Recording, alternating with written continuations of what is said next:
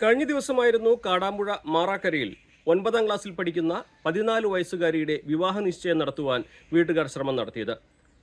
Malappuram S പിക്ക് കിട്ടിയ രഹസ്യവിവരത്തിന്റെ അടിസ്ഥാനത്തിൽ Kadampuzha police സ്ഥലത്തെത്തി അന്വേഷണം നടത്തുകയും ഇത്തരത്തിലൊരു നീക്കം നടക്കുന്നുവെന്ന് സ്ഥിരീകരിക്കുകയും ചെയ്തു. തുടർന്ന് കാടാമ്പുഴ സി അടക്കമുള്ള സംഘം ഇവിടെ എത്തി ഈ വിവാഹ നിശ്ചയം തടയുകയായിരുന്നു. 21 വയസ്സുള്ള ആളാണ് ഈ ഒരു പ്രതിശ്രുതപരനായിട്ട് വന്നിരുന്നത്. ഇയാൾക്കൊപ്പം ഉണ്ടായിരുന്നവർ 10 പേർക്കെതിരെയും ഇയാൾക്ക് ഉൾപ്പെടെ ഉള്ള സംഘത്തിനെതിരെയുമാണ് പോലീസ് ഇപ്പോൾ കേസെടുത്തിരിക്കുന്നത്. Protection of childrens from marriage act section 9, 11 വകുപ്പുകൾ പ്രകാരമാണ് ഇവർക്കെതിരെ കേസെടുത്തിരിക്കുന്നത്. ഈ ഒരു കൃത്യത്തിന് കൂട്ടുനിന്ന പെൺകുട്ടിയുടെ വീട്ടുകാർക്കും ഈ ഒരു കൃത്യം നടത്താൻ സഹായിച്ച ആളുകൾക്കെതിരെയും ഇതിൽ പങ്കെടുക്കാനെത്തിയ ആളുകൾക്കെതിരെയും ഈ ഒരു കേസിൽ നടപടിയുണ്ടാകും. ഈ മതപുരോഹിതനടക്കം ഇതിൽ പ്രതിയാകുമെന്നാണ് പോലീസ് പറയുന്നത്. ഇവർക്കെതിരെ ജാമ്യമില്ല വകുപ്പ് പ്രകാരമാണ് കേസെടുക്കുക. അറസ്റ്റ് ഉൾപ്പെടെയുള്ള നടപടികളും ഉണ്ടാകും.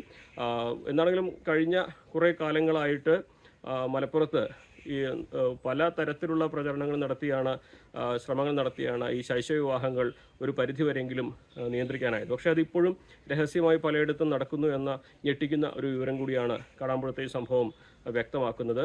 ഇതിനെതിരെ വലിയ പ്രചരണവും ഇനിയുള്ള ദിവസങ്ങൾ ഉണ്ടാകുമെന്നും ബന്ധപ്പെട്ട അധികൃതർ അറിയിച്ചിട്ടുണ്ട്. എന്നാണെങ്കിൽ ഈ കുട്ടി 14 വയസ്സുള്ള 9ാം ക്ലാസ്സിൽ പഠിക്കുന്ന കുട്ടി ഇപ്പോൾ ചൈൽഡ് പ്രൊട്ടക്ഷൻ ഡിപ്പാർട്ട്മെൻറ്റിൻ്റെ കീഴിലാണ് ഉള്ളത്.